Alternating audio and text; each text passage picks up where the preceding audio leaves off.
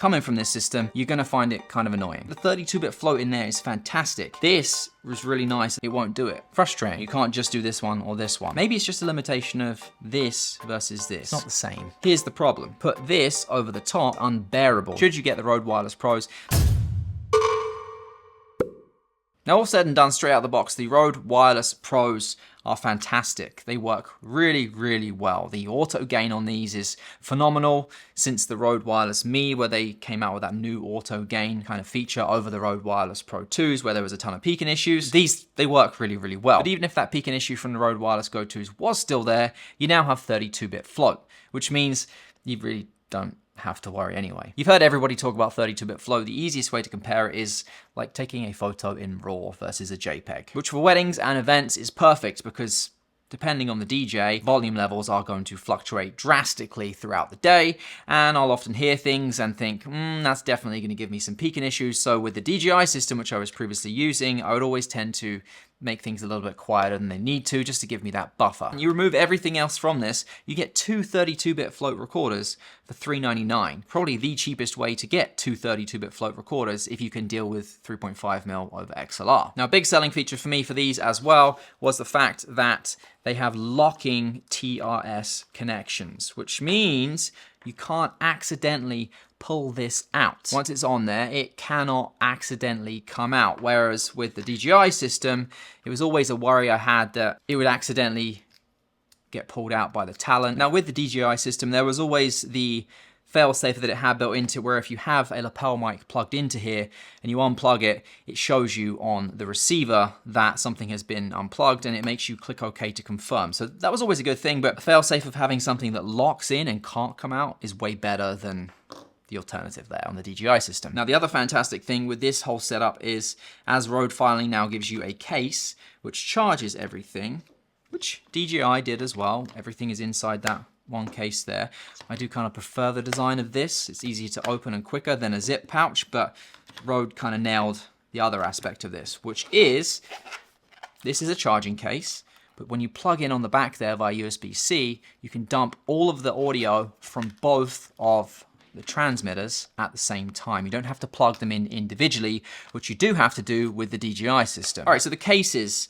Now, when I first saw that these came in two separate cases, I wasn't that thrilled, if I'm honest. Why do I need to have two cases and now have to carry two separate things? Well, as soon as I started packing my stuff for the wedding and using it on the day of, it actually made a ton more sense. Now, I will say that I wish there was a way that this could kind of go in with this, because it should. You can just put that in there and it all does squeeze in there.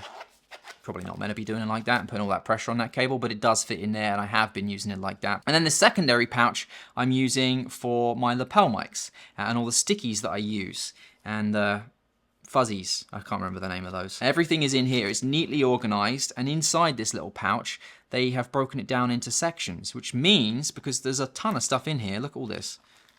Everything doesn't, if this was just one section, everything would be in there, and you know that's getting all knotted up and stuck together in one big ball the first time you unzip it. So this was really nice that there's separate sections in there, because what I've been doing is I put one lapel mic inside the back here.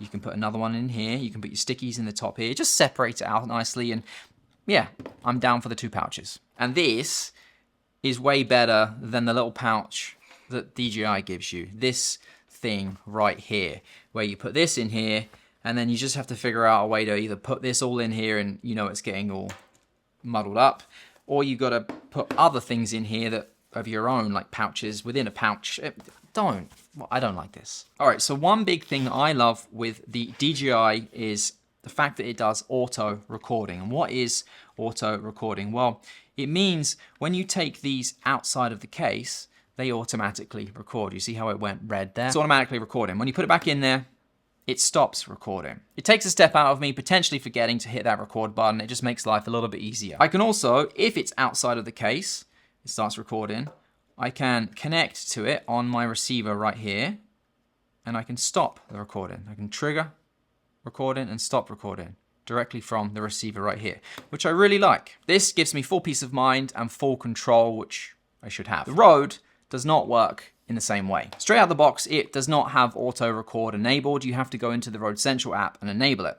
And when you do so, you take it out of the box, and it starts recording. Little red light there to show you it's recording. When you put it back in, it stops recording, exactly the same way that the DJI works. And I would highly recommend that you set up on the Rode system to do exactly this, the auto record, have it enabled. Because I have not found a way to stop lock the record button on these if it's set to manually record. I just changed these back to manually record now. And here lies the problem. If your talent accidentally pushes this button, it stops the recording.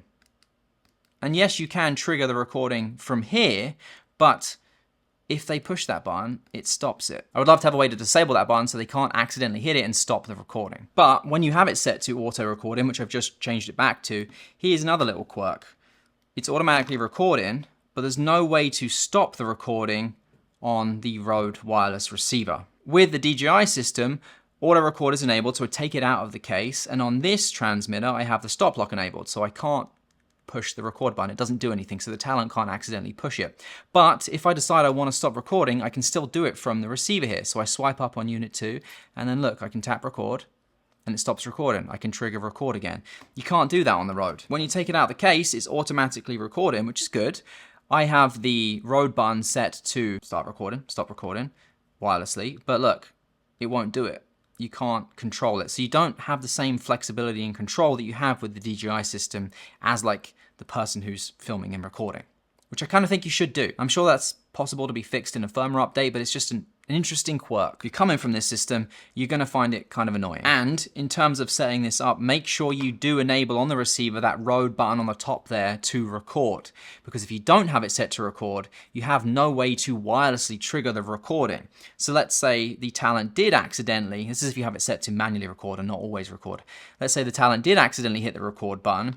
You have no way to physically go and trigger the recording to start recording again without physically going over to them and then tapping the button on there to start recording. So there's just a weird set of quirks around the Wireless Pro, which I'm sure can very easily be fixed in firmware, but compared to the DJI, it's odd. I mean, if you don't really factor in the fact that the DJI exists the way it does and how it functions, then it's not weird.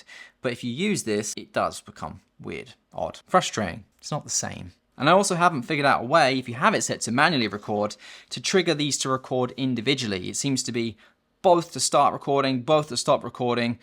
That's the only option. You can't just do this one or this one. Now, if it's in the case, obviously it's not going to trigger recording. It's only if it's outside the case. But when you hit the record button, it triggers them both. When you hit it again, it stops them both. You can't do it individually. You can do it individually on the DJI because you can control everything on the receiver here.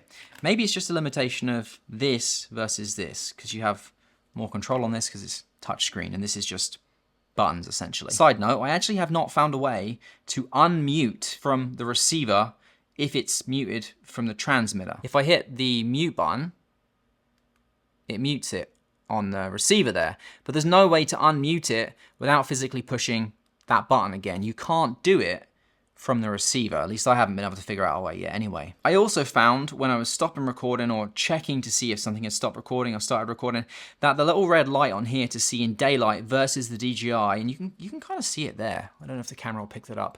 The DJI is a lot easier to see in daylight. With the Rode, I kind of had to do this to see in daylight if it was actually, if that red light was on or not. So that's something to think about as well. Now the next one is a big issue for me, and if you like to put lapel mics on people and hide them physically under their shirts, then it's going to be an issue for you as well. And it's not really even to do with the Rode Wireless Pro system in itself. It's to do with the 2 lapel mics that they give you in the kit when you buy this. And we have to actually mention that DJI doesn't even give you any lapel mics when you buy this kit. It's just this kit, you buy your lapel mics on their own. So when you buy this kit, it's $3.99. It comes with 2 lav mics, and they're the Rode Lav 2 mics. And they cost 99 bucks each. So it's giving you a ton of value, really. I think the reason that they've included these is because of the fact that it does have that locking TRS connector on it, which obviously allows you to lock into the transmitter and then it can't come out. Extremely good mics. They have a nice sound to them. They're very well designed because they're low profile, they're very thin, they're flat. They're not as obtrusive, they're not as obvious when you have them attached to someone. You get a bunch of little accessories in there. Even the clips that they use are a lot smaller than the general clips that you use for lav mics. The problem is the way that these pick up the sound, because I like to hide lapels under clothing, especially at weddings. If you're clipping it to something, to a shirt, to the exterior of a jacket, it's not going to be any issue whatsoever. But if you're hiding it, here's the problem. These mics pick up sound from the front. Most other lapel mics, and the mics that I was using previously, pick up sound from the top. When you want to hide a lav mic on somebody, the easiest way to do it is with what's called a lapel sandwich here. So you get one of these little stickies, it sticks to the back of the mic, and then you get one of these, which sticks over the top, and it creates this little sandwich, which you can see, and the audio is received in the top there. So when you stick this under somebody's clothes, there's no rustle really picked up. You might get a little bit, it's not that bad, because the sound is coming in down here. If you want to create a sticky sandwich with one of these lapel mics that they give you inside the kit here, because the pickup is from the front, as soon as you stick that into the sticky sandwich there, and you put this over the top, the rustle is unbearable. You can't use these if you want to hide them underneath clothing. It's always going to have a rustle. I think it begs the point that there should be a system sold with different set of lapel mics, or maybe just the kit on its own so we can use our own lapel mics. All said and done, should you get the Rode Wireless Pros? I think so. I think the 32-bit float in there is fantastic. Generally speaking, you want to get your audio right in camera so it's all synced up. You don't have to do anything else in post. But if something did happen, if it does peak, if it is too quiet, you have that backup, that 32-bit float option recorded locally.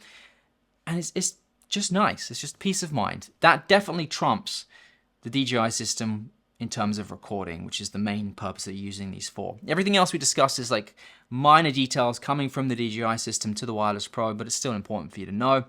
Hopefully this helped you out a little bit. I'll see you in the next one. Take care.